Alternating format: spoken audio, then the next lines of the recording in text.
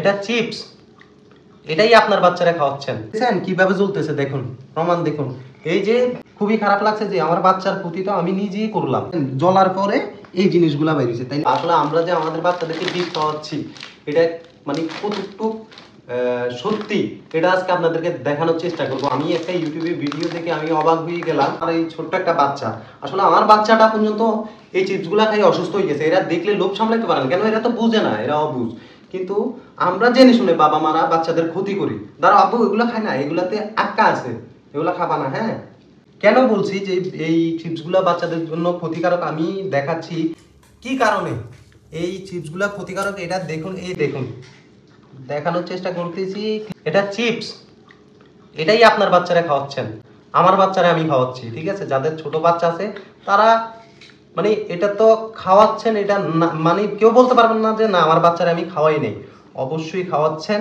কিন্তু এই দেখেন আমরা কি করতেছি আমাদের বাচ্চাদেরকে, দেখুন কিভাবে এগুলা কিভাবে জ্বলতেছে, দেখুন দেখুন, মানে বলার মতন না। এটা দেখার পরে আমার খুবই খারাপ লাগছে যে আমার বাচ্চার ক্ষতি তো আমি নিজেই করলাম। এমনকি এটা খাওয়ার পরে, এই চিপসগুলো খাওয়ার পরে আমার বাচ্চা বমি, তারপর পায়খানা, বলার মতন না। দেখুন, দেখলে বুঝতে পারবেন। আসলে যাদের বাচ্চা আছে তারাই বুঝেন যে একটা বাচ্চা অসুস্থ হইলে বাবা মার কতটা কষ্ট হয়, কতটা পরিশ্রম হয়। দেখছেন কিভাবে জ্বলতেছে, দেখুন প্রমাণ দেখুন। এই যে ছোট বাচ্চাদের লিভার, কিডনি, এগুলা এই যে চিপস টিপস খাই এগুলা ক্ষতি হয় বা নষ্ট হয়। আমি জানি না, এটাকে বলা হয় পটেটো। এখন আলু কি কখনো আদৌ এভাবে জ্বলে কিনা, আলু এভাবে জ্বলে কিনা আমি জানি না। আমার বাচ্চা চিপস দেখলেই কান্না করে, মানে ও লোভ সামলাইতে পারে না, চিপস দেখলেই ও কান্না করবেই। তো আসলে আমরা বাবা মারাই আমাদের বাচ্চাদের ক্ষতিগুলো করি, আমরাই ক্ষতির কারণ। আজকে থেকে আমি বলবো না কোন কোম্পানির চিপস, এটা বলা যাবে না, বলার দরকারও নাই। আমরা সতর্ক হইলে আমাদের বাচ্চারা সুস্থ থাকবে। আমি সবাই বাচ্চাদের জন্য দোয়া করি। ভিডিওটা দেখার পরে আমি মনে করছি হয়তো ফেক, এই জন্য আমি ট্রাই করলাম আর আপনাদেরকেও দেখালাম। যাদের সোনামণি আছে আমি দোয়া করি সবার সোনামণি যেন ভালো থাকে, আপনার বাচ্চা সুস্থ থাকুক।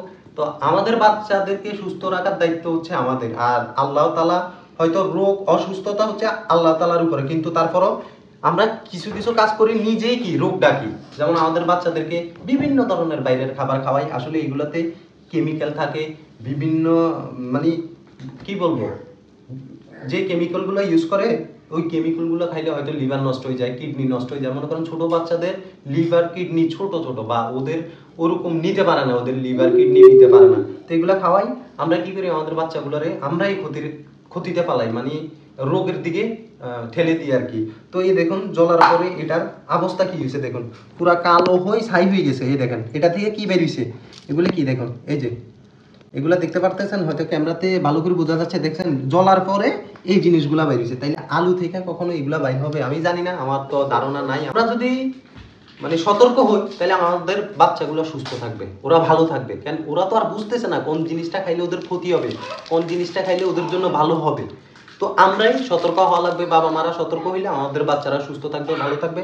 আসলে ভিডিওটি ভালো লাগলে একটা লাইক, একটা কমেন্ট আর ভিডিওটি অবশ্যই শেয়ার করে দিবেন।